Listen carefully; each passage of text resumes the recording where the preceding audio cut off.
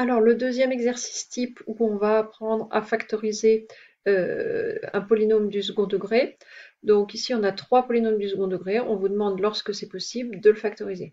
Donc en effet, tous les polynômes du second degré ne sont pas factorisables. Donc pour pouvoir factoriser, enfin savoir si c'est factorisable et ensuite factoriser, la première chose à faire pour un polynôme du second degré, c'est de calculer son discriminant. Donc on va commencer par ça. Donc on va noter les 3 coefficients. Ici, A vaut 1, B vaut 2 et C vaut moins 3.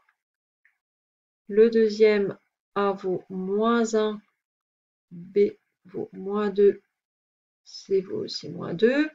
Et le troisième, A vaut 1, B vaut moins 4 et C vaut 4. Donc, on y va pour calculer le premier discriminant. Donc, le discriminant, on va l'appeler discriminant pour F. Alors, B au carré, 2 au carré, moins 4AC, moins 4, fois 1,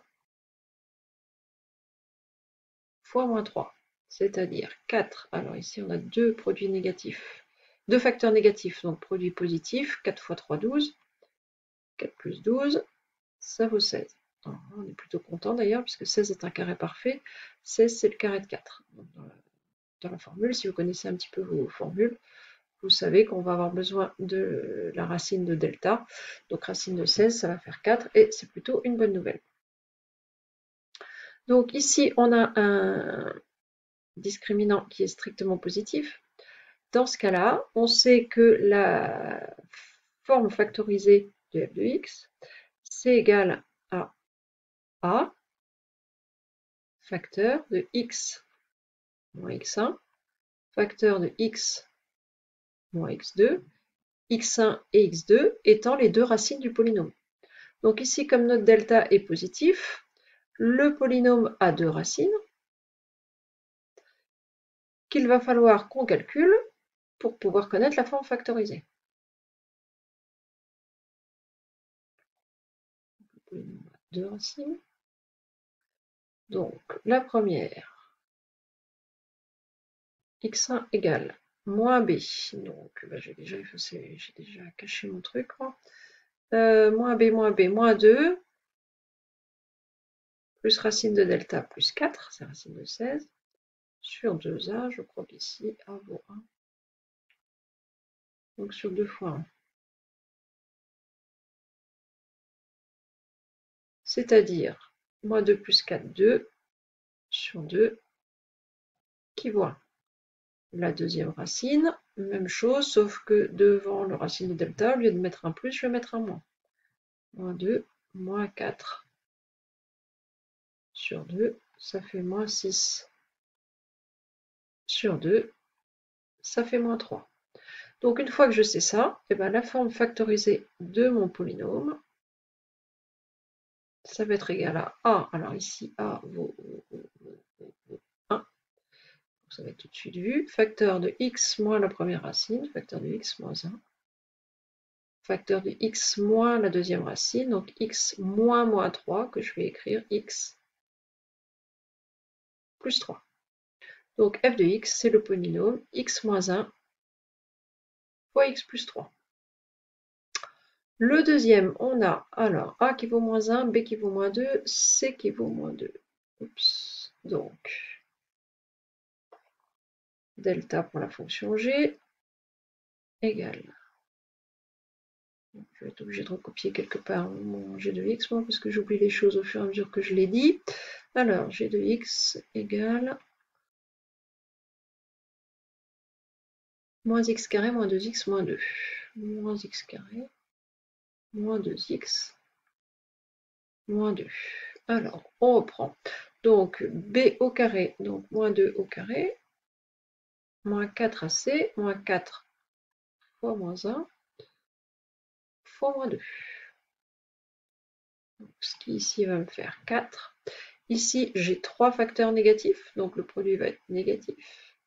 Et je vais avoir 4 fois 1 fois 2, 8. Donc là, j'ai un discriminant négatif. Si vous savez votre cours, vous savez que ça veut dire que votre polynôme n'a pas de forme factorisée. Donc g de x ne se factorise pas. Alors, évidemment, il faut apprendre un peu son cours, hein, mais quand on le sait, il n'y a pas vraiment de difficulté là-dessus. Et le troisième, donc c'était x carré moins 4x plus 4. Donc, x carré moins 4x plus 4.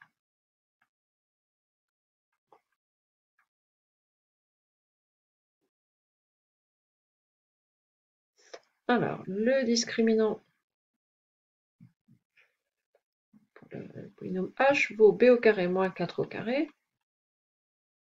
moins 4 fois 1 fois 4, c'est-à-dire 16 moins 16, qui vaut 0. Lorsque le discriminant vaut 0, si vous savez votre cours, vous savez que h de x se factorise en a, facteur de x moins x0 au carré, le x0 étant ici la racine double. Lorsque delta vaut 0, on a un polynôme qui a une racine double. Donc on va calculer la racine double. Comme le discriminant est égal à 0, h de x a une racine double.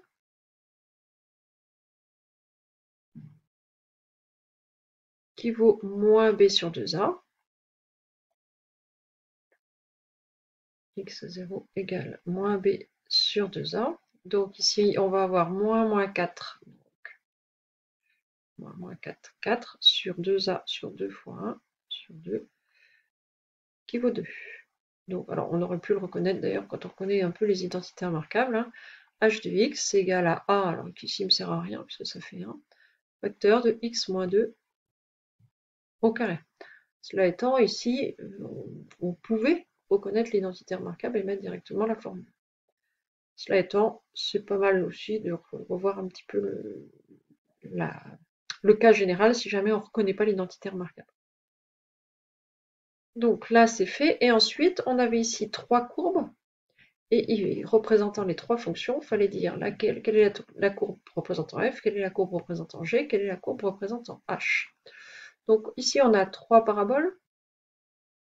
Donc 2 avec un sommet vers le bas, en forme de vallée, qui correspondent donc à un A positif.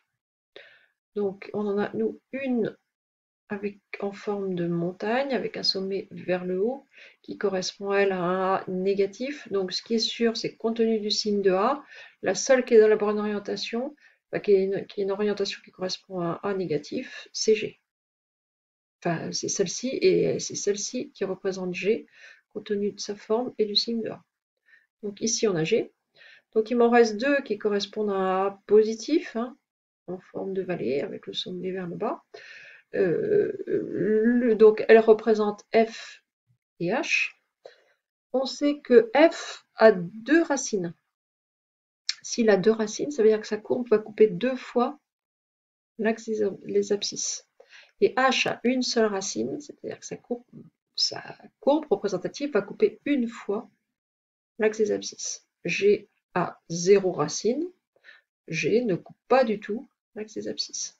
Donc, compte tenu du nombre de racines, c'est celle-ci là qui va représenter, alors c'est H qui avait 2 racines, et, non, je dis des bêtises, celle qui avait 2 racines, c'est pas H, c'est F. C'est F qui avait 2 racines, et H qui n'a qu'une seule racine. Donc, cette parabole pour F, celle-ci pour H, et la dernière là, pour G. Voilà sur la factorisation, et puis un petit peu de choses sur les paraboles.